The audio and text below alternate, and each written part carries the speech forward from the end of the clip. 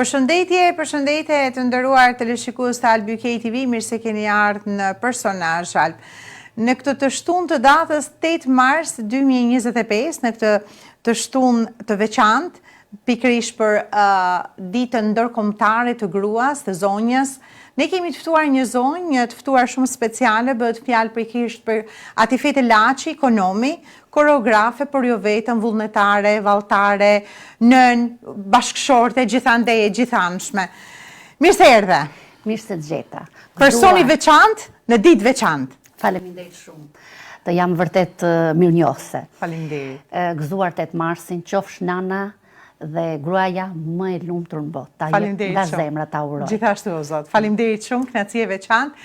Dashur miq, ju ftoj të qëndrojmë së bashku, ne do të kemi për të realizuar një intervistë, një bashkëbisedim shumë interesant dhe do të njihemi me Atifeten, me gjëra shumë bukura që nga fëmiria deri në ditën e sotme dhe pse jo në projektet për të ardhmen. Atifete e dashur, ndryshe thënë Ati, ti je me origjinë nga Dibra bukur. Dibranët shquhen për njerëz inteligjent, njerëz të zgjuar. Faleminderit. Hajde marr sa Faleminderit. Mirë dashur. Shpejt diçka nga fëmijëria shkurtimisht do e cekim atë periudhë të jetës tënde. Unë kam lindur në një fshat të rrethit Dibrës, Bresti Poshtëm Kastriot. Fëmijëria ime linda në atë fshat dhe qëndrova deri në moshën 15 vjeçare. Okej. Pra, ti ke patur atëherë vëllezër, motra? Po, vi nga një familje e madhe. Jam fëmija i 7, kam humbur një vlla para 28 vjetëve, edhe sot kam 3 vëllezër dhe 2 motra. Kjo është jeta.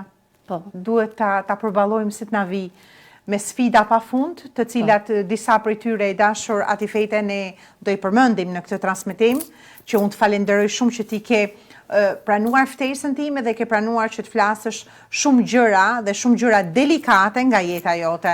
Unë të falenderoj shumë. Mirë Atifete, që kanë të bëjnë me guximin e gruas. Patjetër. Me atë që ka mund të bëjmë ne mrekulli.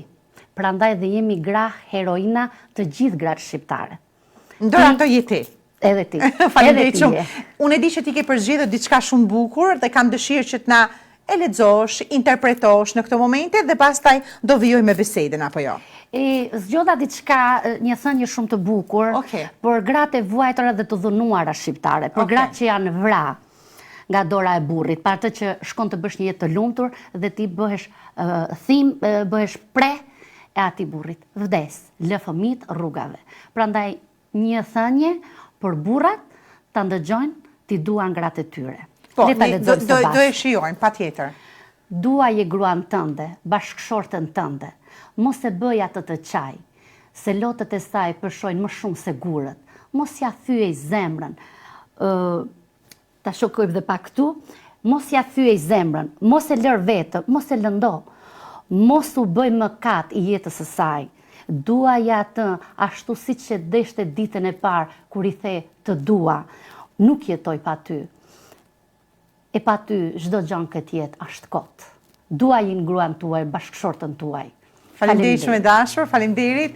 Na emocionove, e filluam me misionin ndryshe, sepse kjo ditë është ndryshe. Është ndryshe. Duhet ti falenderojmë ose në një farë mënyre, gratë shqiptare kanë vuajtur shumë. Kanë vuajtur shumë nënat tona, por edhe vajzat e sotshme po vuajnë në çdo lloj aspekti.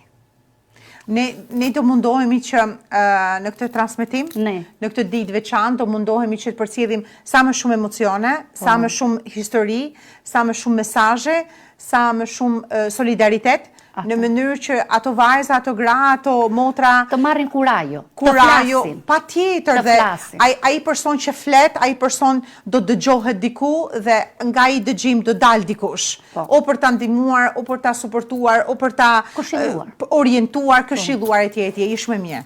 Faleminderit shumë e dashur që kemi realizuar kështu diçka të bukur për të realizuar së bashku. E kemi menduar, e kemi realizuar në prapaskenë dhe tani po e realizojmë në intervistë në studio. Mirë, dashur Atifete, është kënaqësi e veçantë që ne të vijojmë rrugtimin tënd nga mosha 15 vjeçare që theti që ke jetuar në Dibër, pastaj jeni shpërngulur për në Tiranë. Në rrethet e Tiranës. Në rrethin e Tiranës, okej. Si ishte kjo lëvizje, sepse i takote që nga një vend i vogël në Dibër, në një vend shumë të madh në metropol në Tiranë, pavarësisht se nuk ishit në qendër, por gjithsesi kryeqytet. Kështu që si ishte kjo për ty? Ajo ishte adoleshenca ime. Në një fëmijëri të lirë, ku s'kisha frikë të shkoja tek daja, tek hallat, tek drimi, tek motrat, sepse jam fëmija i vogël dhe ti e kupton që ata janë martuar dhe unë shkoja pa frikë nga fshati në fshat. Në një qytet ku duhet të isha e kufizuar, ku duhet nuk dija, nuk njihja, atëherë nuk kisha shoqet, i la shoqet e mia të klasës, të vajzërisë time. Kështu që atje u bëra, të them direkt, grua dhe zonjë shtëpie. Unë duhet të gatuaja, të përgatisja, të ndihmoja familjen time në udhëzimet e mamit tim. Edhe përshëndes me këtë rast dhe ju uroj pleqëri të marr. Kam dy prindër të mrekullueshëm që kanë sakrifikuar gjithçka për edukimin, për rritjen e gjithë. Përshëndetin tënd. Edhe për mua. Të lutem, mos e harro, të lutem se edhe për shëndetin tim. Nga intervista, teleshikuesi i nderuar i Albykej TV, miqtë e personazhat do të kuptojnë edhe do të shijojnë shumë çka nga jeta jote, kështu që unë i ftoj të ndrojmë së bashku dashur miq që ta ndjekim me interes këtë intervistë shumë interesante. 15 vjeç, siç the, u zhvendosën në Tiranë. U përballë me një realitet tjetër. Si vijoi ky realitet? Pika e parë mu shkëputën mësimet, nuk vazhdova do të shkollën e mesme, pavarësisht se kisha filluar të drejtën që të bëja shkollën e mesme që e kishte shkolla jonë Gjergj Kastrioti, mua mu ndalu. Rrugët, nuk e dinim qytetin, më duhej të rria në shtëpi për të ndihmuar familjen time. Po çfarë bëre konkretisht? S'kishëm që të bëjmë asgjë, vetëm të merrnim në shtëpi dhe siç ishte dhe tradita, laj gatuaj, dhe punopajën, qëndisje pa fund. Filluam qëndisjen e pajës duke përgatitur, gjithë to me këshillat e prindërve e nënës time, që ishte një zonjë, grua dhe tradicionale, dhe e falenderoj për ç'na ka trashëguar ne si vajza në fillim. Në moshën nuk zgjati shumë, sepse unë në moshën... Kjo qetësia nuk zgjati shumë? Jo, nuk qeti shumë, sepse në atë periudhë në 97 në Trazirat humbëm dhe vëllan. Dhe në 98-ën, që unë s'kisha mbushur 20 vjeç, nuk isha mirë me shëndet, kisha temperatura, së murësha më shpesh se herë të tjera. Pra, nga një tragjedi në tjetrën. Në tjetrën, pra humbja e vëllait në 97-ën, një fatkeqësi për ty dhe për gjithë familjen tënde. Në maj të 98-ës, në një palë analiza që ne bëm bashkë me mamin tim në spitalin e Nën Terezës, unë lajmërua që unë kam humbur të dy veshkat dhe isha blenë pacient, atëherë isha unë pacient për të bërë dializë. Mos o zot. Që Nën Tereza nuk e kishte. Nuk e kishte shërbim fare. Nuk e kishte makina për dializë. Nuk e 4 makina që kush do bënte të parë. Makineri, 4 pajisje. 4 pajisje, që kush do bënte më përpara. Imagjino gjithë Shqipëria aty. Dhe lufta plasi në 99 në Kosovë, që edhe migrantët kosovar me të njëjtën smundje ju drejtuan në spitalit Nën Tereza. Çfarë ndodhi me ty më pas? Familja ime u mblodh si grush siç e kanë dibranët, vëllezër, motra, xhaxhallar, dhe të gjithë bashku vendosën që fëmijët ditë nuk do vdesin këtë familje. Sepse unë isha për të vdekur. Unë nuk kisha shpëtim në Tiranë. Unë nuk mund të jetoja. Unë si kisha bërë 20 vjeç. Kështu që nëna ime, me ndihmën e të gjithëve, por më shumë të vëllezërve të mi, unë nisëm të kërkojmë ku mund të gjejmë zgjidhje për këtë smundje. Atëherë vëllezërit e mi ishin emigrant në Greqi, me letra. Po fillimisht. Dhe filluan të pyesin doktorët se çfarë më bëjnë ato për mua. Dhe atje u informuan që në qoftë se unë shkoja në Greqi dhe bëja dializë, mund të shkoja në transplant, por duhet të kisha dhuruz nga familja. Pra, një dhuruz që do i përshtatej veshka trupit tim. Po. Të dy prindrit e mi nuk hezituan fare, kanë shkuar ke doktor Meti, unë e kam për zemër, sepse është akoma tek Nën Tereza, tek monata e dializës, dhe sa herë tek reparti, departamenti i dializës, shkuan dhe direkt bën analizat. Mua më ra, jam 0 pozitive dhe më ra veshka e babit. O, qa emocioni. Babi më bë dhurusim, për të më dhënë jetën për herë të I dytë. parë dhe i vetëm. Po. Kështu që përderisa ishte babi, unë kisha arritur në Greqi, edhe prisa babin që erdhi për 6 muaj, dhe unë bëra Se prisa shpëtimtarin. Po. Bëra transplantin në spitalin Evangelismo në Athinë. Me 2 vëllezërit e mi dhe një nën e cila ishte varur mbas një telefoni dhe priste kur burri. Nëna në Shqipëri. Po. Se tashmë ajo kishte 2 smur edhe vajzën, edhe bashkëshortin, i cili kishte ardhur në Greqi për mua. Sot. Na këta jemi në gratë shqiptare. Këta janë prindrit tanë, që nuk hezitojnë asë një moment të dhurojnë edhe pjesë të trupit tyre për të pas fëmijë gjallë. Si vijoj jeta jote? Çfarë u bë me ty? Pra, u mor veshka, u bë transplanti nga babai, po? Në tetor isha sëmur, në janar ika në Greqi, në shtator u kry transplanti. Me 14 shtator të 1999 u kry transplanti imi parë me dhurus babin tim. Dhe ishte mrekulli sepse veshka më ra 99% funksionale dhe unë jam sot Fal babait gjallë për herë të dytë. O Zot, sa emocion. Nuk e di, shumë emocionuese, nuk e di. Do vazhdojmë kështu me emocionet forta intervista? Ka. O Zot. Por i kam përballuar të tëra me një buzëqeshje. Sepse nuk ju friksova kështu, jetova e lirë ashtu siç u rrita. Nuk ju trëmba fare, bile shumë njerëz kur u them që unë kam bërë transplant, ata më thonë, po ti s'dukesh që je sëmur. Falenderoj Zotin që ka dash të më ketë për kaq kohë me vujtje, por gjallë, për hatër të nanës time, të babës tim, të motrave dhe të vëllezërve të mi. Edhe sot për bashkëshortin tim. Edhe për vajzën. Edhe për vajzën ma shumë. Ma shumë për vajzën tim. Mirë dashur, u bë transplanti.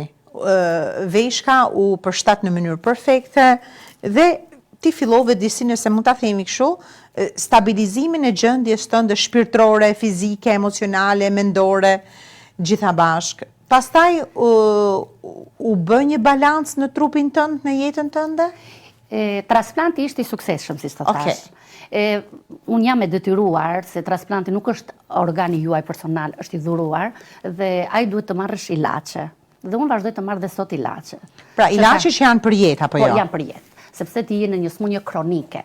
Edhe nga kjo, ti duhet jetë të marrësh ilaçe. Vazhdova me ilaçe, fillova të stabilizohem me gjuhën greke dhe me vendin e ri që erdhi për 4 vjet. Unë vazhdova migracionin 15 vjeçe nga Dibra në Tiranë dhe nga Tirana shkova në një qytet edhe më të madh. Në një shtet edhe më të madh, që ishte s'kisha dalë ndonjëherë. Si u adoptove, si u mësove, si fillova direkt, si u integrove, sa e vështirë ishte integrimi? Fillova direkt me gjuhën, se pa gjuhë nuk ke ku shkon. Komunikosh me doktorët dhe vëllezërit e mi duhet punonin.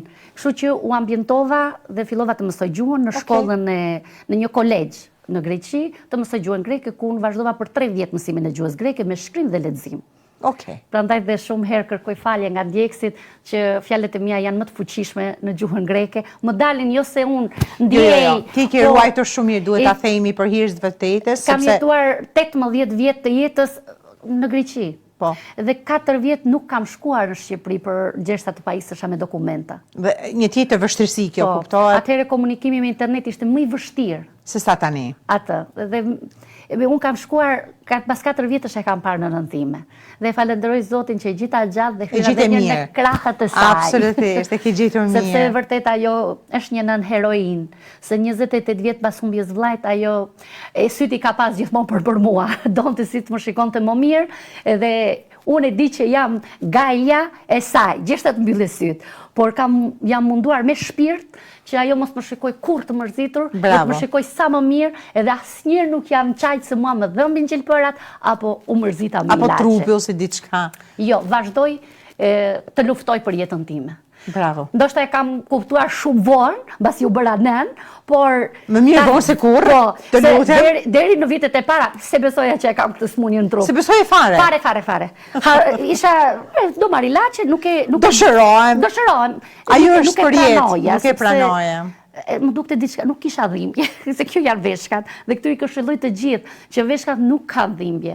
Sidomos kur veshka kalon kronike, nuk jep shqetësime që ti të dhëm diçka dhe o të shkosh ke doktori. Pse kur ka veshka dhimbje, se një dim edhe anën tjetër që krizat e veshkave janë kur ata përmbajnë gurë, janë veshka problematike që të ftojnë. Të paralajmërojnë që unë jam sëmur. Ndërsa kur ti ke djegjen e filtrave të veshkës, atë pse ajo nuk ndjehet. Ajo s'ndjehet. Ti thjesht unë e kuptoja që diçka nuk shkon. Po vetëm me analizat e gjakut e zbuluam si smundje. Në pa, e kuptova.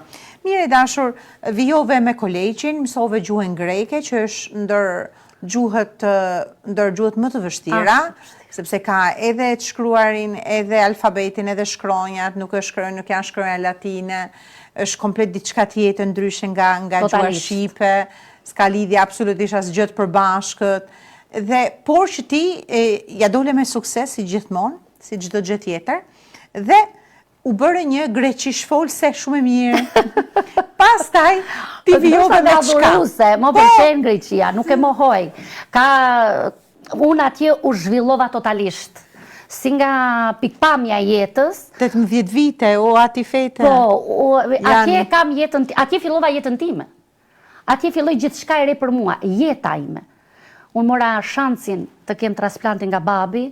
Pikërisht në Greqi. Pikërisht në Greqi, kështu që spitalet dhe kontaktet unë u angazhova shumë shpejt në shoqatën e personave të transplantuar, ku njoha dhe shumë shqiptar si unë. Që vuanim të njëjtat, që kishin dhe ata u vinin prindrit, nëna, babaj dhe bërnin transplantin e veshkës atje, dhe u njojtëm dhe u bëm një grup shumë i fort, që në një farë mënyre të dinim të drejtat tona dhe ne atje.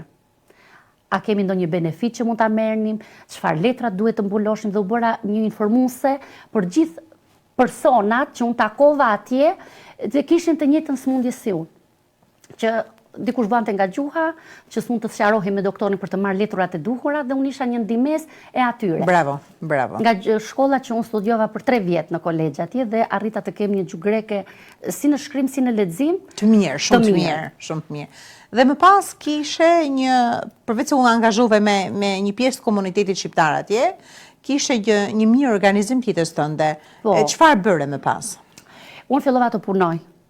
Fillova të punoj atje si pjesë ati stafi, por nuk zgjati shumë, sepse u njohta bashkëshortin e jetës time, që sot jemi 23 vjet bashk. Wow! Po. 23 vite? Po, më besoj, një djalë Tiranës.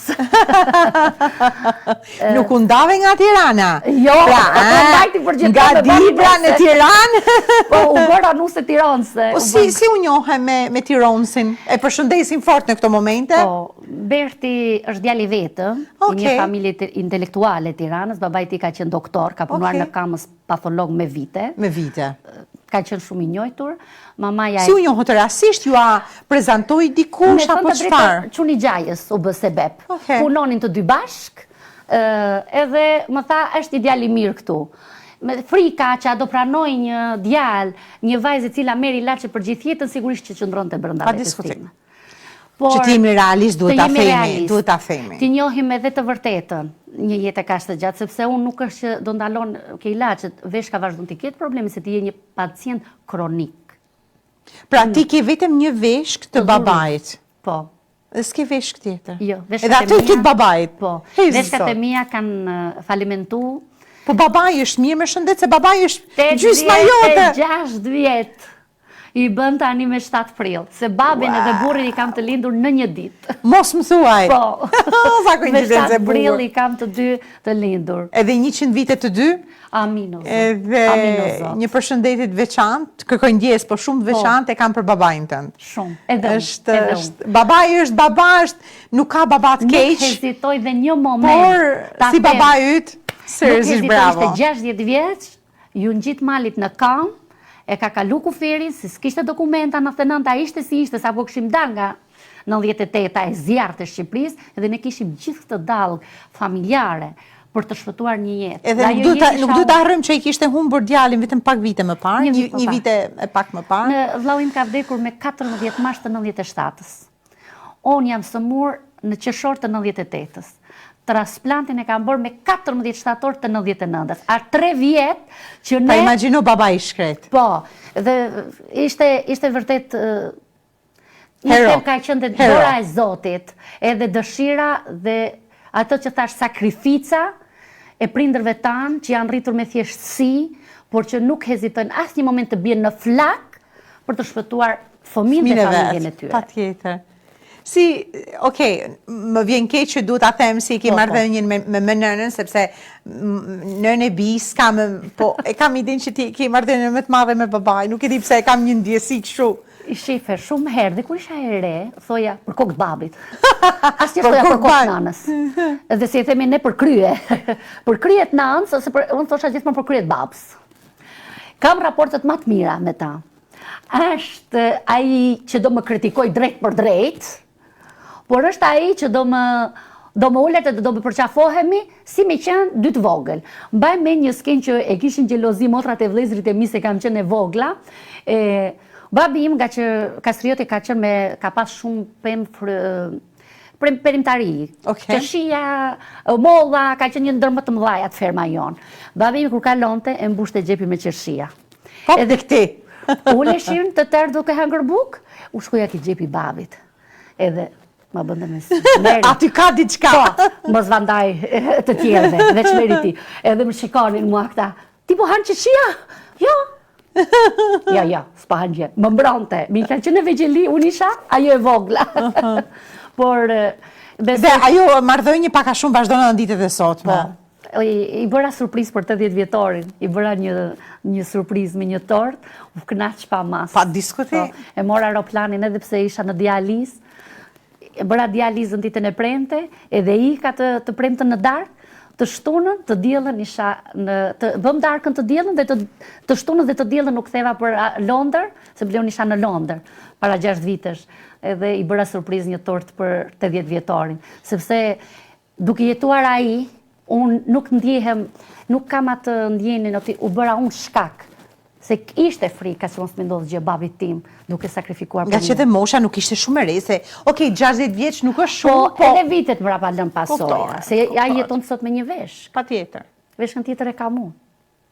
Dhe ti dashur bashkë me veshën e babajt, me veshkën e babajt ti vazhdo në dializën, apo jo? Veshka e babit më mbajti 13 vjetë, sepse si na qie, po edhe një dëshirë që kisha, thosha që vlerë ka një martesë në që fësën zbehem na. Okej. Kështu që bashkë me bashkëshortin tim vendosën dhe në këshillën e doktorëve të stafit të Greqis, vendosëm që unë të bëhem nën edhe pse isha e transplantuar. Në Greqi, po edhe në Greqi ishte një ndër rastet më të ralla. Para me kishte vetëm 4 gra që kishin vendosur të bëjnë fëmijë mbasi kishin bërë transplant veshke. Kështu që bisedova me doktorin edhe më ndaluan ca ilaçe që ishin të dëmshme si për fëmin që do lindja, ose do bëja përpjekjen, se dishem akoma. Se nuk dihej. Po, edhe ndryshuan ca ilaçe që mos të kishim dëmtim tek fëmia. Pas 6 muajsh, trupimi ishte filtruar nga ilaç, edhe më tha, ti tani, Zoti ta boft mbar. Në qoftë se ngel, okay, s'ngele, ti nuk mund të lindesh, dhe kjo të bën më shumë, të pikllon. Kur ta thojnë doktorët që ti nuk mundesh. Si ta thot specialisti, nuk po ta thot komshiu. Sepse ata ishin një grup doktorësh që do më ndisnin mua për tërë 9 muaj. 9 muaj e kësaj periudhe unë do t'isha në kontakt. Aty. Si me ginekologun, si me patologun ose nefrologun, po dhe doktorin që më kishte vënë veshka, se kanë njëri se cili pjesën e vet, po. Nga kjo u kënaqa që ata ma dhanë leje. Zoti deshti dhe unë ngeli shtatë za. Nuk e përshkruaj do të gëzimin. E asaj ditë që more vesh lajmin. Po, kur ma ka thënë doktori isha në 4-6, unë nuk i di si kam zbritur shkallën deri në 4 të parë, dhe unë do ta them, unë kam ulëritur nga gëzimi. Kam thënë, po unë ja dola. Po unë mund të bëhem nën. Isha qenë 6 javëshe.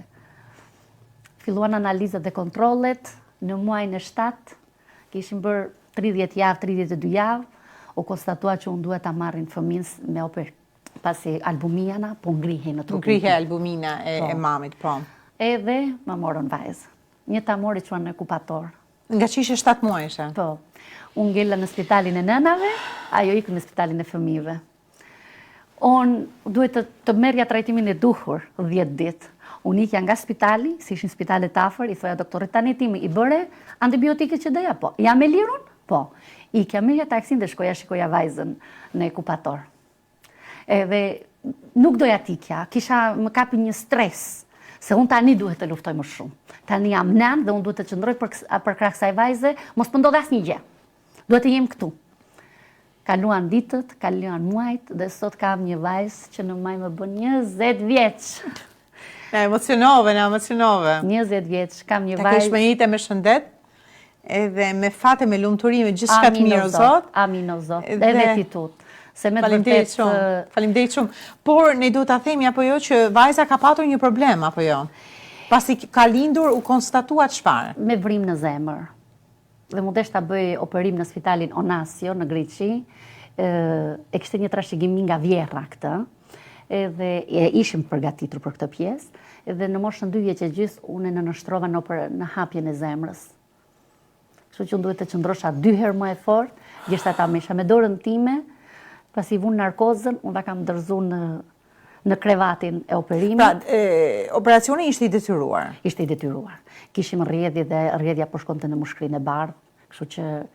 Nuk ishte zgjidhje. Unë kam qenë gjithmonë në thosht, bile doktori, unë s'kam nevojë të të këshilloj, më mbas 26 viteve, ti je më doktoresh nga mua. Kështu që unë kisha një ndjekje nga doktorët, se këtu ndihmonte shumë gjuha që unë kisha përveçsuar, edhe unë kisha një ndjekje që kur lindi fëmia, gjersa tani që është e madhe... Po si e përballove, dashur, më fal, si e përballove se e operove fëmijën, po një kohë që ti vazhdon ta kishe problemin tënd evident, sepse ai fatkeqësisht problem është jetësor.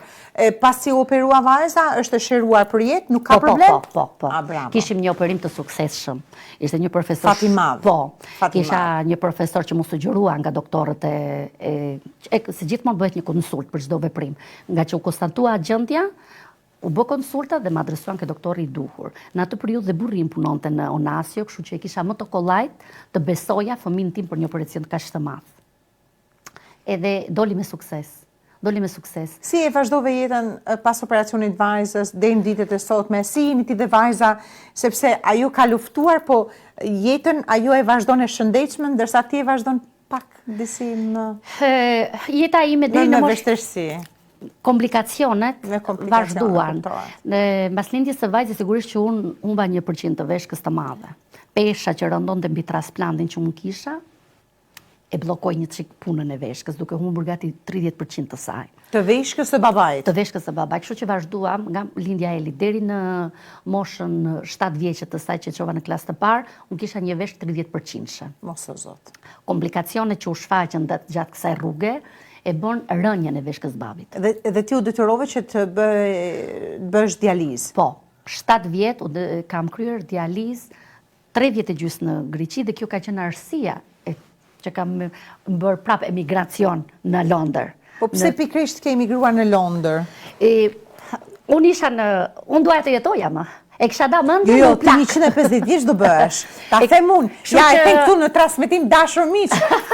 Fëmijët e fëmijëve do të rris. 150 vjeç do bëhesh. E lumi aty për vete. Pas lindjes vajzës më asnjë lloj dhimbje nuk më bënte dërma.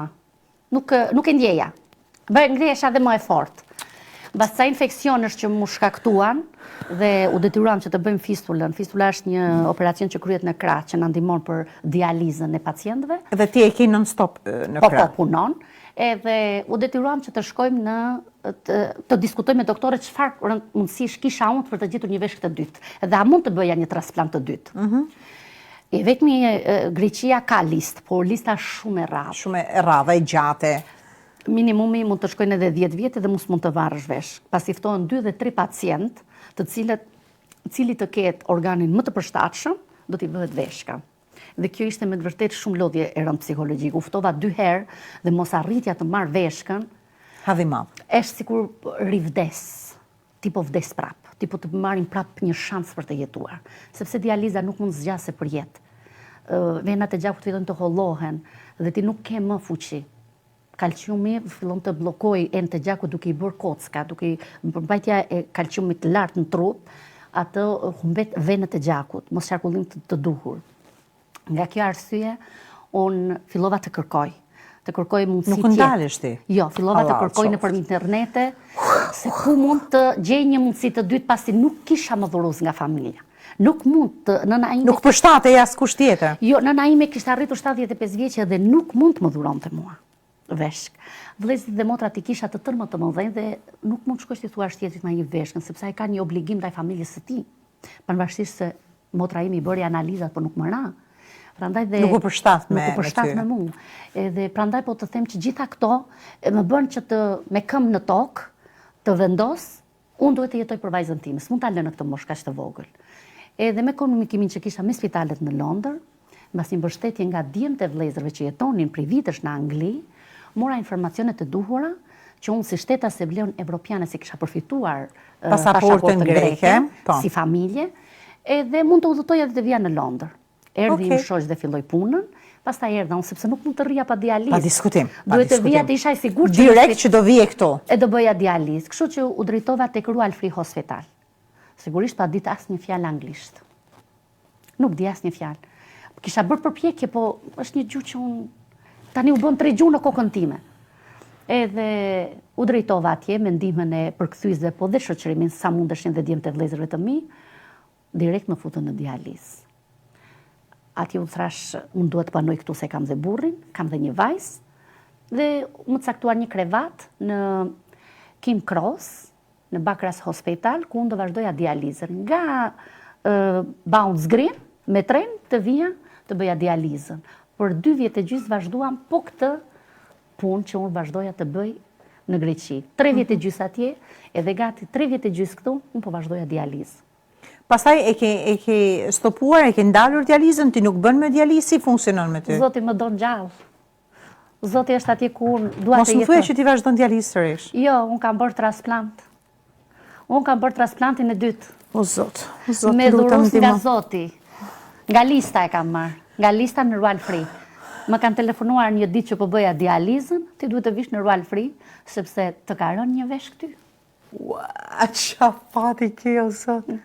Edhe kur, me 22 dhjetor të 2019-ës. Pra ti tani ke 2 veshka? Po, kam dhe veshkën që më është dhuruar, se veshka babit dhe ajo është falimentu. Po që punon pak? Pak. Funksionon pak? Po, një të arrinte të më bënd të mua pastrim, prandaj dhe bëjmë dializën. Dhe kështu shkova në Royal Free, bas analizave, unë rezultova që jam e vetmja që mund të pranoja të veshkë. Dhe ku është më e bukra e kësaj veshke? Unë e mora, pata shumë komplikacione, sepse nuk e njihnin doktorët historinë time, i kam netur 2 muaj e gjysmë në spital, punon kjo veshk, bë dializë e lëre të punoj, sepse... Që të rimkëmbej. Të rimkëmbej. Kalova shumë gjëra që unë nuk dija gjuhën, të zihesh atë pakten me të kërkoja llogori, por një profesor nga Spanja, i cili erdhi nga një spital tjetër, vetëm për çështjen time, çfarë do bëhet me këtë paciente? A duhet të heqim këtë veshk që kemi vënë, apo që ta çojmë pacientën në dializë, apo ta lëmë dhe pak kohë? Mua atje më çoi Zoti një vajzë nga Dibra e Madhe që po studionte për doktoresh dhe erdhi dhe më përktheu. Wow. Dhe unë u thash që çfarë duhet të bëjmë? Më lini të ndihmoj veten time. E pare punës unë nuk haja dot ushqimin që ata sillnin. Mbas 2 muajsh unë nuk mundesha ta mbroja, unë merja vetëm antibiotik. Se të rish në spital ti pason mikrobe të reja. Nga që është ambienti atil, kjo kuptohet. Edhe që me datë 22, nuk bëra, e la shpemën e vitit 3 të gatshme, nuk bëm do të as Krishtlindjen, as vitin e ri.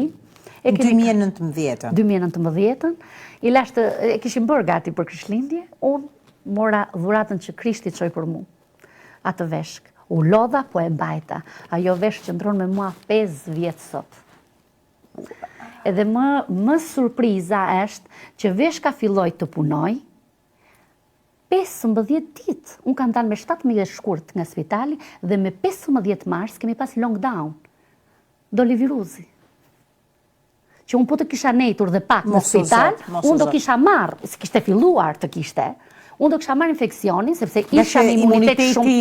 i ullët. I ullët, mas gjithë atyre ilaqeve, unë do kisha përfunduar. Unë, 1 muaj, dal nga spitali dhe veshka fillon të punoj më mirë. Rimkëmbet. Më mirë. Dhe doktorët në Royal Free më thonë, si ka mundësi që t'jem ban akoma të veshk me 23%? Ashtu e them edhe unë. Edhe sot vazhdojmë ma të veshk 23%. Gjithkush e thot ashtu, t'jemi reali, se si të funksionon ti unë, nuk e di. A i shikon që është një dorë magjike, që vetë ato ligjet hynore mund t'a bëjnë këtë që ti ke më për të jetuar këtu. Ti ke më për të dhënë këtu. A më pash Zotin më trego ku e gjen forcën, këtë pozitivitet, këtë energji ka shtë madhe, ti nuk ndalesh. Jo. Ama si ku nga se të buron kjo forcë magjike? Kam kaluar shumë.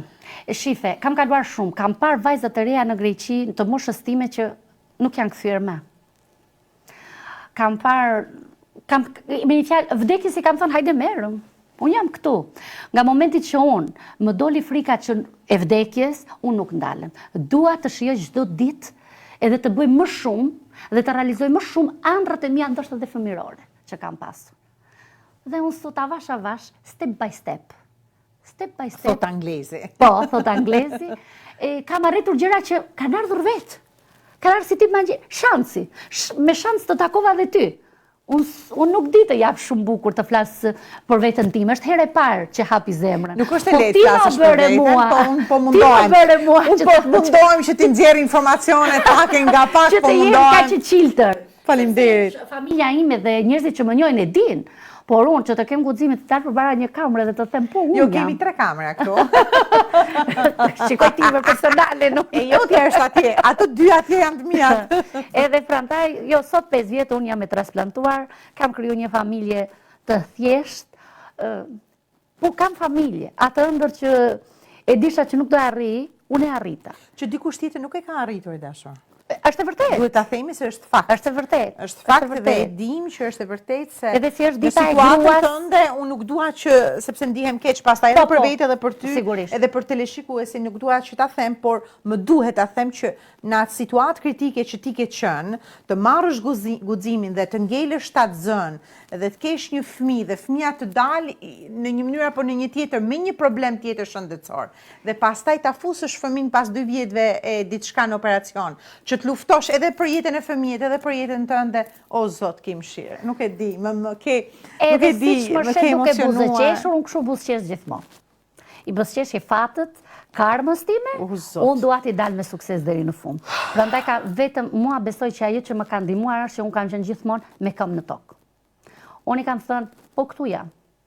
Do t'a dalë, do t'i dalë me sukses. Bëre transplantin e dytë në Angli, në Londër. Vjove jetën me vështirësi e vjove gjithmonë fiton, absolutisht, nuk ndalesh. Tash ti ama se më ke shokuar sonte, nuk e di, ku ka skenar, tu s'ka as skenar, as gjë fare, iku gjithçka. Dashur miq, unë ju tregova në fillim të emisionit që është histori shumë motivuese. Pra, ky emision Personazh Alb që në 2018 më 5 maj që ka filluar, ka patur non-stop histori motivuese të shqiptarëve të ndryshëm, të suksesshëm anë mbar botës. Po një motivim si puna e këtij motivimit këtu në studio, unë se kam patur ndonjëherë. Prandaj më vure me 8 mars. 20 e sa vite gazetari për 8 mars e për zgjodha dhe besoj që kam bërë për zgjedhjen e duhur. Uroj. Seriozisht më ke. Po prit marrë frymë njerëz, u lolla të keq, na ke emocionuar, sepse është siklet i madh, imagjino, unë po ndihem në hall dhe të jesh në emigrim. Imagjino që ti e ke jetuar në trupin tënd. Në trupin tim edhe në emigrim, pa mbështetje ndoshta edhe psikologjike të një motre, të një nëne, të një shoqe të ngushtë që ti e ke pasur dhe e ke lënë brapa. Pa asnjë. Unë isha vetëm. Isha vetëm. Një ditë e jotja. E thjesht, normale. Sot. Po. Sot kam shumë aktivitete. Sot kam shumë aktivitete. Sot që Eli, gjeshta bëri Eli, ankthim dhe stresim ka qenë gjeshta bëra vajzën 18 vjeç. Ajo besa që i kisha dhënë vetës, që ja kisha vënë obligim, që ti, gjeshta të bësh vajzën 18 vjeç, nuk ka probleme shëndetësore që të ndalojnë. Ti do jesh këtu për vajzën. Nga momenti që festova 18 vjetorin e vajzës, ja kam lënë dhe emrin Liri, ndoshta të jetë e lirë nga jo makina që më ka shoqëruar mua të lidhur 3 herë në javë, nga 4 orë në një krevat që më pihesh, Do shta të jetë e lirë nga fanatizmi që na ka shoqëruar neve. Mentaliteti. Të jetë e lirë në zgjedhjen e saj. Të jetoj e lirë. Ashtu si që ka emrin, e lirë. Por ama të jetë dhe lirë, të jetë Flori vajs. Edhe jam shumë krenare për të se me vërtet më ka bërë sklave për gjithë shka që ajo ka rrit vetë. Se du të themi që është rritur, ka patur një fëmijëri goxha të vështirë. Të vështirë. Me një mama gjithandej vetëm në për spitale. Ta mbajshmën që natën e që unë bëja transplantin, ajo ishte në jashtë dhe po priste, edhe kishte marrë rrobat e mia dhe shtrëgonte fort te krevati. Edhe thoshte vetëm të dale mami. Por nuk qante, më thoshte shoqja e ngushtë që ishte atje, e përshëndes edhe Genën me këtë radhë. Po mos ishte përgjigj Gena atë natë në numrit e telefonit, unë e kisha harruar telefonin ke spitali mbas dializës dhe po më kërkonin dhe s'më gjenin. E kishe humbur transplanti pastaj. Po e kisha humbur, po Gena i kisha dhënë një numër që duhet të japësh kur në rast të urgjencës ke një numër të dytë, kisha dhënë të shoqës time një vlonjatje që e ka motër, ja kisha dhënë numrin e Genës. Dhe ajo me vrap me relin, me bashkëshortin tim, gjeni atin, shkoni në spital se ka dalë veshka. Dhe vajza ime ka qëndruar me Genën atë natë. Ka qëndruar gjeshta dola unë nga spitali. Sa orë ka qenë transplanti dytë? Ka zgjatë goxha. Pasi isha një pacient që nuk me njihnin mirë dhe besoj që ka zgjatur gati 5 orë. Pat komplikacione, pasi unë merja aspirin dhe pata trashit të gjakut. Prandaj dhe u detyrova në kryet të 3 ditëve të më fusin prapë brenda. Pasi enë të gjakut nuk mundet të komunikojnë me veshkën dhe atje plasi hemorragjia. Duke më çuar ndoshta edhe në paralizë. Të lutem, sa operacioni ke kryer në trupin tënd? Unë 2 janë vetëm transplantet, vajza 3. Unë po më lë zemra këtu dashur miq në studio, kjo qeshë dhe kam kaluar, i kam lënë mrapa. Po na sfiksove më grua, na sfiksove, na emocionove. Po, për zot. Po, me zemrën dorë që të mbarojmë intervistën, më jaman. Sa operacione ke bërë gjithsej? Gjithsej janë 8. 2 janë në krahun për fistulën, pasi venat hollohen. Pra ti ki aktuali dhe i ki për jetë atë? Po, e kam këtu në krahun e majt. 2 janë 2 transplante, 1 është e vajzës dhe 2 janë detyruar të heq ofiket e mitrës për një hemorragjie që më shkaktuan. Ara kemi 5 në barke, 2 këtu, 7 qenë. Plus një nxjerrje ujti nga mushkrit. E bëhen 8. 8. Se psova një... Pra, do të themi se ti e thua kështu, ke realizuar vetëm 8 operacione? Po. Vetëm 8? Vetëm. Gjitha me narkozë. O, zot. Gjitha me narkozë. O, zot, na asfiksove, dashur, api, më së muren, da sotme. Pra, ndaj po thë, kur më shikojnë të kërcej, ata thonë, kuj që kjo këfugjin të kërcej? Se di, nuk e di, nuk e kam iden. Të lutem, dite a jote, është shumë ngarkuar, faleminderit Zotit që nuk është ngarkuar me spitale, është ngarkuar me gjëra shumë të bukura. Tashti, na i trego sa të mundesh me radhë. Mbasi bëra transplantin e dytë, edhe vajza bëri 18 vjeç, u betova që do jetoj për mua. Okej. Kisha ëndër të bëhesha... Si e fillove betimin? Po, e fillova. Vajza u bë 18 vjeç, shkollën e kishte mbaruar, filloj në atë që unë doja për farmaciste, are krynte kolegjin vitin e parë për farmaciste, dhe gjetë punë si farmaciste, edhe unë ndjeva e lirë, lirova vetën time. Edhe thash, e pare punës mu me duhet një makinë. E kisha morë diplomën në Greqi, por nuk mund të shoferoja. Patentën. Edhe kisha marrë patentën në Greqi, por nuk mund të ecë me makinë atje, se isha sëmur, dilja nga dializa, nuk kisha fuqi, kështu që kishte ngelur si tip kornize. Erdha këtu, bëra ca prova, bëra ca praktik më. Paraprakisht, edhe sot shoferoj. Pra, sot nis makinën? Nis makinën. Sa viten ke që nisën makinën? Unë kam bëra transplantin në 10 orë, e lash një vit se ishte Covid, në 2021-shin, fillova të shoferoj. Të qoj vajzën time në shkollë, të shkoj këj spitali me makinën time, sepse unë duhet të shkoj në spital çdo 6 javë, çdo 2 muaj, si kur ta shikoj analiza doktori. Në varësi të rezultateve. Edhe të marr ilacet që më duhen për të vazhduar. Patjetër. Are gjitha shërbimet, pastaj villova ti marrë në kontroll vetë. Okej. Pastaj e more patentën. Çfarë bëre? Nuk ndalet kjo, dashur miq, nuk ndalet. Kur bëja dializë, ishte ditë, unë kam lidur me 29 nëndor. Doja të dilja për festën e nëndorit. Ditën shënuar. Do ta përmendim këtu Luj. Do e përmendim. I shkova në një shoqat programi Shpresa. Okej. Atje bënin natën e nëndorit, e festonin. Me zorë të gjitha se të ikësh nga North London, të shkosh atje 2-3 trena, po unë mora vajzën dhe shkova. Tash duat të ndëgjoj muzikë shqiptare. Nuk ndalesh ti, jo. Atje takova që u bë për Ahmet. U bë. U bë e shkreta, ne duhet ta themi, e kemi patur miket mirë, gjithë komuniteti shqiptar e ka patur, ka qenë njeri i jashtëzakonshëm, vetëm pak javë më parë, është ndarë nga jeta një bashkëqytetare nderuar e komunitetit shqiptar këtu në Mbretëritë Bashkuara, por jo vetëm, Lëlieta Nuzi. Gjithë ne kemi marrë pjesë në lamtumjen e fundit, në ceremoninë mortore, në ceremoninë e fundit që është zhvilluar këtu në Londër. Dhe një pjesë goxha shumë e madhe e komunitetit shqiptar i ka dhënë lamtumjen, ne kemi qenë atje gjithë bashku, një humbje e madhe. Ne në këtë ditë shënuar duhet themi edhe ngushëllime familjes Lulit të ndjerë, ngushëllime bashkëshortit, 2 djemve vajzës, edhe mbesë se ka patur edhe një... Ja kisha parë në fotografi. Një bebet vogël, kjo është jeta. Luli e shkret faktikisht nuk e përballoi me shumë sukses, e luftoi sëmundjen e rëndë për më së 2 vite e gjysëm, por nuk e përballoi më, aty ishte shkruar, aty u nda nga i moment, kështu që ne duhet të vazhdojmë, aty ti je pikërisht i takuar me Lulin. Atje Luli më frymëzoi. Luli të frymëzoi. Po, duke dhe ti vazhdove frymëzimin dhe Luli fatkeqësisht e humbi. Ajo më frymëzoi. Pa dashje, unë shkova dhe unë ndiva pak e stepur. Gjithta shqiptar këtu do më lejon, është me bilet, nuk i dinja që është gjithë shka falas. Edhe pa shavash. Edhe unë nuk ula në tavolinën që ata jepnin dhe bukën, falë. Kjo një tradit e grave shqiptare. Tipike shqiptare. Tipike. Gra që këshin bërë tostat dhe po vajepnin të gjithë atyre fëmive, djemë, vajza, emigrante, që këshin shkuar të vestojnë natën e pavarësisë atje. Një organizim shumë i bukur. Edhe unë përria e ndrojtur, të futem, mos të futem, duhet të jap lekët, zdisha. Mu afrohet dhe më thotë, përshëndetje. Mirë se keni ardhur, mirë se ju gjitha, i thash. Doja, ndëgjova që bërë një organizim, që si tjetë me pagesë, unë t'i paguj lekët. Jo, mi zemër, më thotë, është pa pagesë. Më kapi këtu ke krau, unë këtë e kisha të lidhur nga, që kisha dal nga dializa. I thash, më falë, më dhemë.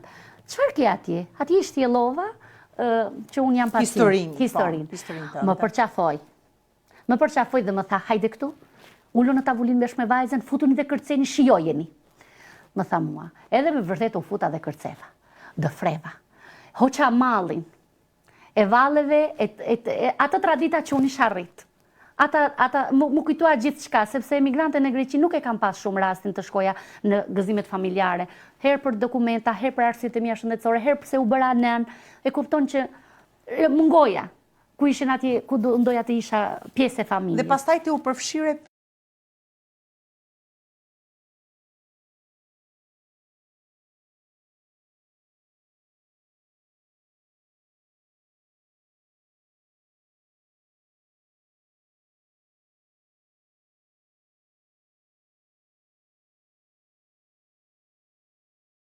Lidha, vajzës doja t'ja mësoj vallën, po ku të gjojnë fëmijët që t'vaj mësoj mami. Kështu që u lidha me nën Terezën, që i kisha afër në Finqël, dhe i qova vajzën të mëson të vallet tradicionale. Okej. Po ti su përfshi dhe në koreografi tani. Do të tragoj. Na trego pak historinë e tyre. Pa shumë vajza, 15 si që isha, si që më ndërprej mua, se unë kam qënë pjesë e programit në Kastriot, se babullau im Rahmet Pasti binti Qiftelis. Ara unë e kisha kërcimin. Shikoj vajzat të talentuara, që kërcenin shumë bukur.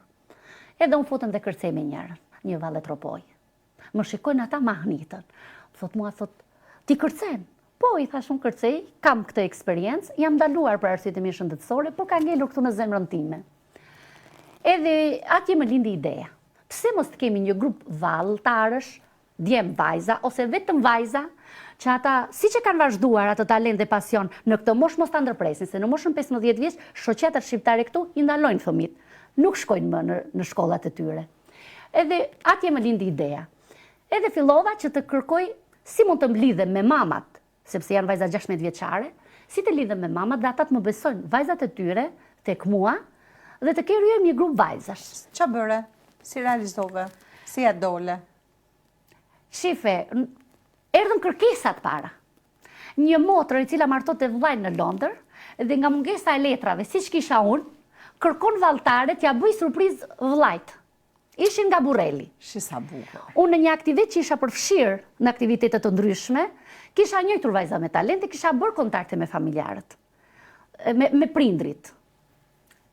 Lodrë ishte Toban Show, Dritan Baraktari, nga Metropoja, i kontaktoj, do them doni ta bëjmë këtë, thërras vajzat, edhe vajzën time, edhe shkojmë dhe bëjmë një surprizë në këtë dasë. O, sa e bukur kjo. Po. Sa fantastike. Edhe mbas kësaj, më erdhi kërkesa nga Elton Qera, që t'i bëj një Që i horografi. përshëndesim gjithë fort, se duhet ta themi të lutem, i përshëndesim fort. Edhe fillova me një fjalë nga Juliana Shalla, një organizim për të.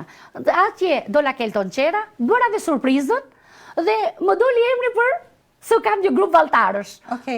Dhe grupi i valltarës vijon, pra ekziston. Po, e filluam rastësisht, po sot kemi 4 vjet aktivitet. E shikon sa bukur? Jemi bërë pjesë e sofrës të Dukalgjinit, me pjesëmarrje e treta herë si vjet. Okej, si organizon takimet me vajzat, takimet me nënat, me baballarët, kur i bëni provat, si i realizoni? Kam marrë me qera një dhomë në një librari në Mazhen Hill. Okej. Edhe atje një të shtunë, kush më bundet, u i lajmëroj. Okej. Edhe u them, hajni këtu, të bëjmë një koreografi bashk. Si duhet të rrinë në sken? E bën ti koreografin dhe vajzave jam mëson edhe ato e realizojnë? Sepse nuk është vetëm të kërcesh, në shumë pjesë, du të kesh edhe një prezencë të mirë në sken. Të jesh të shoqërosh në këngë, Gjevalin Shanin, Kafile Paprekën, Prena Becin, gjithë ta këngëtar, vajza du të ke një qëndrim të performancë të mirë, si brapa skenës, po edhe përpara ose në vallet e tyre, në shoqërimin që u bëjmë këngëtarëve lirik. Po si realizon ti që të bësh koreografin, ndërkohë që ti nuk je koreografe me shkollë, me arsim? Ma trego ti se unë nuk di e shkreta unë, se më ke shokuar sonte. Kam qenë pjesë e grupit, si që të thash në Kastriot, edhe unë që 6 vjeqe u përfshiva, nga ky grup ka dalë dhe Vera Laçi. Po. E cilën jemi nga njëti fshat. Po, dhe ti ke vallëzuar me vite të tëra aty. Atje, para shkollës... Që në fillim të emisionit nuk e the. Po, para shkollës, po, s'ka gajle, i themi s'ka problem, e themi tani. Unë natë u përfshiva nga që ishte vllau im që i binte Qiftelis, si që unë shkoja shoqëruse dhe në tinguj të Qiftelis unë u rrita. Sepse ne e kishim Qiftelin dash për çdo gëzim familjar, ne do merrin Qiftelin dhe kur që ndërprejve po, të kërkoj ndjesë, ndërprejve për shumë vite, ndërprejve vallëzimin, u shpërngulëm nga dhe pastaj e vijove pas 20-30 viteve. Po, ndërkohë mos në Greqi unë isha aktivizuar në valle, në vallet popullore tradicionale prap greke. Sepse tek kisha që kishim afër. Sa e vështirë ishte të interpretoje në vallet greke? S'ka qenë fare, sepse ritmi ngjan shumë me vallet Çame dhe nga jugu i Shqipërisë. Po, kuptohet, se janë shumë afër, kuptohet. Po, vallja e Kretës ngjan shumë me vallën e Kuksit, kështu që unë duke u shoqëruar me një shoqëri shumë të mirë që kisha atje, u përfshiva në këtë. Dhe çdo ditë që festonte kisha, ne bënim një performancë me zonjat për para kishës. Shumë interesante. Edhe me një fjalë, u shkputa dhe unë gjita me ta. Për asnjëherë nuk je ndarë. Jo, sa herë dëgjoj një muzikë, do kërcej. Jo, sonte nuk do kërcejmë, të lutem. Jo, sonte jo për ti, jo. Sonte jo. Sonte unë të falenderoj shumë për Lule, që i ke sjellë për 8 mars. Është privilegj, është kënaqësi e veçantë. Faleminderit shumë pafund. Tani cilët janë planet dhe projektet të tua për të ardhmen me grupin tënd, me vajzat e tua? Ke menduar që ta zgjerosh grupin, të marrësh edhe djem, në mënyrë që bëhet edhe grupi më i madh, më i fuqishëm? Dëgjoj, ne themi sa të kesh organin, shtrikomët. Shëndetim vazhdon të jetë atje, të më kërkoj të kem një disiplinë. Unë i mbledh vajzat kur kam kërkesa. Okej. Kur sofra që përshtrohen tani në Londër dhe... Shumë interesante, ato mua me pëlqejnë shumë. Në qoftë se kemi kërkesa, unë vajzat i kam gati. Unë vajzat i ftoj me muaj të tëra, përpara, do akohemi njerë në muaj dhe bëjmë vallet të ndryshme nga gjithë Shqipëria. Ikin këta, sepse janë vajzat që do studiojnë, do ikin me universitet vinë tjerat, sepse unë niti kam ndryshuar 3 mbres kam tani, dhe gjithmonë. Këtu vjen mbështetja që the për mame, duhet të sjellim Ibadet e Pirët. E përshëndesim fort. E cila më është bashkuar që vjet në maj, bashkë me vajzën e saj dhe me... Një shoqe jona e përbashkët, shpirt njeriu. Jo me lidhje dhe me ty për këtë intervistë. Patjetër, unë e falenderoj shumë. E falenderoj shumë për mbështetjen. Më solli vajzën, nëpërmjet asaj solli dhe vajzën e një shoqe që i kishte besim shumë. Bukur, bravo. Valinën, një talent vajzë, po edhe Deogjen është talent. Janë kërcimtare me vërtet të mira.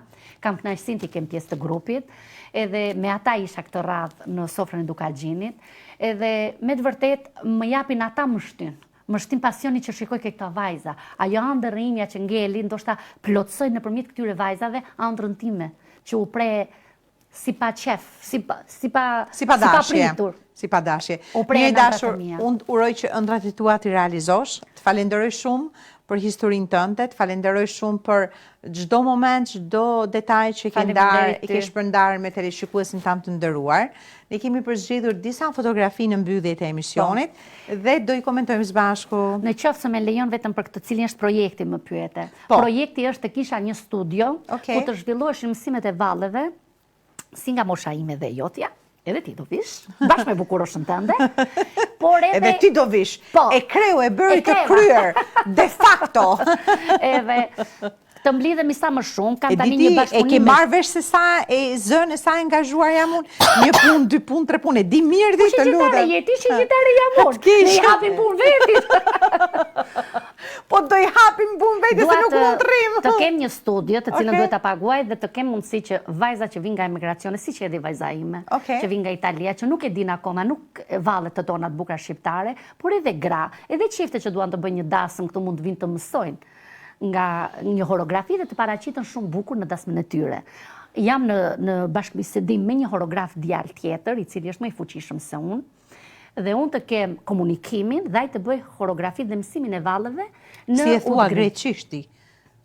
Koreografin. Koreografin. Ti ma thua greqisht, të lutem ma thua shqip. Koreografi. Ma ke premtuar që nuk do flasësh greqisht, po ndonjë fjalë na ik kështu. Ndonjë fjalë na ikën italisht, ndonjë greqishte, ndonjë anglishte. Është e pamundur. Vetëm një që është në pozicionin tim mundet të më kuptoj. Se pa dashje edhe atyre që dinë anglisht, u ikin fjalë anglishte kur flasin. Na ikin, është shumë e vërtetë. Bëhet është ajo që flasim ditë për ditë. Bëhet e përditshme apo. Bëhet e përditshme. Mirë dashur, edhe projektin na tregove. Tani do i shohim fotografitë së bashku. Ja të shikojmë ç'kam sjell. Do i shijojmë së bashku foto dashur miq dhe do i komentojmë. Na doli. Ja ku na doli. Ibadetja shoqja jo në përbashkë. E përshëndesim fort. Jemi në sofrën e Dukagjinit, tani që u zhvillua me 30 nëntor.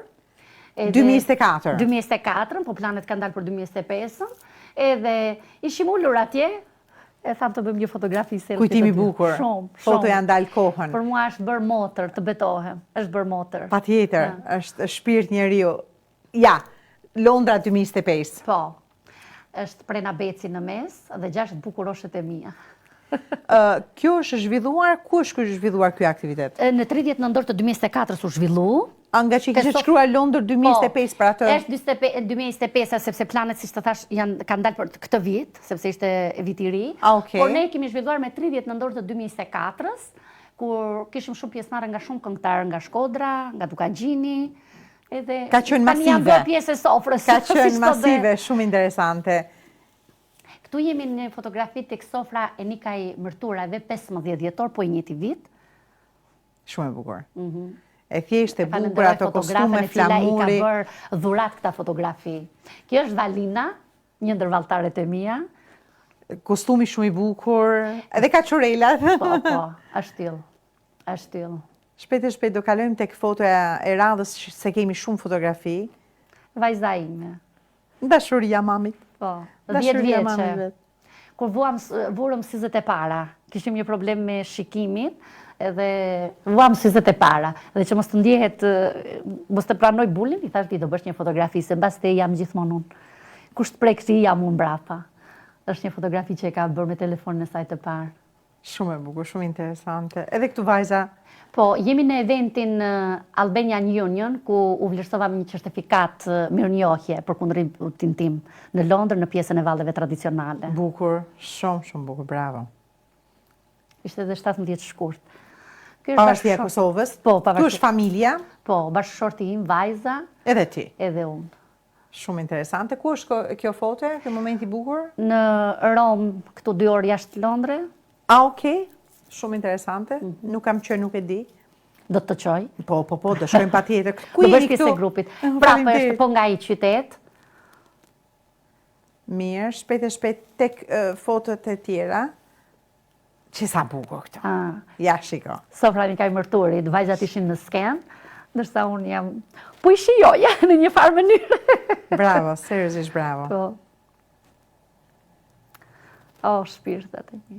Mami dhe babi im, nëna dhe babi, se unë këshu thëras, unë këtu jam në 70 vjetorin e mamit tim. Bëja dializat e herë, dhe kam marrë aeroplanin në mëngjes, kam festu ditë lindjen, edhe jam këthy mrapa ndark. Mos më thuaj. Po, sepse të nesmit kisha dialiste herën, mami e kishte ditë lindjen ditën e dirë, edhe unë kam bërë taksidin brenda ditës, e kam bërë udhëtimin. Kam shku këtë turt. Unë atë me rovët keqen tënë. Edhe prandaj është akoma s'me kishte shijuar mua dhe unë shkoj me një tort i dhe më gëzuar ditëlindjen. Dhe pastaj ti duhet ikje, sërish. Po. Hej sot. Jemi këtu. Dashur miq, besoj se jeni kënaqur. Një histori e përzgjedhur, një personazh i përzgjedhur për këtë ditë shënuar të 8 marsit. Faleminderit shumë pafund. Faleminderit ty, Graciela. Urime dhe sukses në të mëtejshme. Jam e sigurt për suksesin tuaj. Faleminderit që më bëre pjesë të këtij emisioni. Faleminderit që na ke treguar, faleminderit shumë e dashur, na ke treguar gjithçka me detaje, gjithçka shumë, një histori shumë frymëzuese, një histori shumë motivuese. Një mesazh për gruat shqiptare të mos ndaloj, sepse ka shumë shqiptare emigrante si unë që i vuajnë të tilla probleme, qoftë shëndetësore, po, ju jap kurajo nga zemra, të vazhdoni përpara, ta duani jetën tuaj. Ju vleni. Gruaja shqiptare vlen. Faleminderit shumë pafund, faleminderit e dashur. Faleminderit. Faleminderit, qofsh mirë me jetë, me shëndet, me suksese, me gjithçka që do zemra jote. Amin o Zot. Faleminderit shumë. Dashur teleshikues, kemi përfunduar këtë transmetim kaq motivues të ditës së sotme në këtë 8 mars, të ditës ndërkombëtare të gruas. Unë uroj gjitha gratë shqiptare, në veçanti motrën time, dhe uroj gjithë shoqërinë, gjithë shoqet e mia gra, gëzuar këtë ditë të shënuar, jam shumë dakord me pikërisht me Atifeten që mos u ndalni kurrë. Jeta na përball me sfida të ndryshme, por asnjëherë nuk duhet të ndalemi. Sado që sfidat janë të vështira, Nën Tereza, shenjtja Nën Terez ka thënë gjithmonë dhe dua ta përfundoj këtë transmetim me atë shprehje se më kujtoa tani në këtë momente, në këtë sekondë që jeta është sfidë, sfidoje. Bashkë natën e mirë.